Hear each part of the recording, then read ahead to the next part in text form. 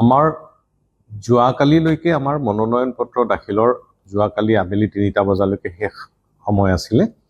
অৰ্থাৎ 23 তাৰিখৰ আবেলি 3 বজালৈকে কামৰূপ জিলাত সৰ্বমুঠ 6টা বিধানসভা সমষ্টিত 32 গৰাকী প্ৰাৰ্থীয়ে নমিনেশ্যন মানে মনোনয়ন দাখিল কৰিছিলে নিৰ্বাচনত অৱতীৰ্ণ হোৱাৰ বাবে। আৰু তাৰে ভিতৰত আছিলে আমাৰ চমৰীয়া আৰু পলাশবাৰী সমষ্টিত 6জনকৈ, হাজো আৰু কমলপুৰ সমষ্টিত 5জনকৈ প্ৰাৰ্থী আছিলে, আৰু বকো জয়গাঁও ST কনষ্টিটুৱেঞ্চি তাত 7 গৰাকী প্ৰাৰ্থীয়ে মনোনয়ন পত্ৰ দাখিল কৰিছিলে, আৰু লগতে ৰঙিয়া বিধানসভা সমষ্টিত 3 গৰাকী প্ৰাৰ্থীয়ে নমিনেশ্যন দাখিল কৰিছিলে। আজি আটাইখিনি নমিনেশ্যন আমি আমাৰ প্ৰাৰ্থীসকলৰ আৰু তেওঁলোকৰ নিৰ্বাচিত প্ৰতিনিধিসকলৰ মানে অথৰাইজ এজেণ্টৰ উপস্থিতিত আমি পৰীক্ষা কৰিলোঁ, আৰু পৰীক্ষাৰ অন্তত আটাইকেইখন অৰ্থাৎ 32খন মনোনয়ন পত্ৰই বৈধ বুলি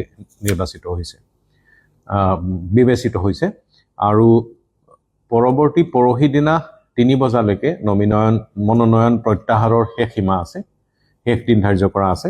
সিদিনা আমি গম পাম 3 বজাৰ পাছত কিমানখিনি মনোনয়ন চূড়ান্ত হিচাপত পৰ্যায়ত থাকিব, সিদিনা আমি ক'ব পাৰিম। কিন্তু আজি যিটো আমাৰ পৰীক্ষা হৈছিলে ইয়াতে মনোনয়ন পত্ৰ পৰীক্ষাৰ সময়ত আটাইখিনি অৰ্থাৎ প্ৰায় 32খন মনোনয়ন পত্ৰ যিখিনি যোৱাকালিলৈকে আমাৰ হাতত দাখিল কৰা হৈছিলে আটাইখিনি বৈধ হিচাপত বিবেচিত হৈছে।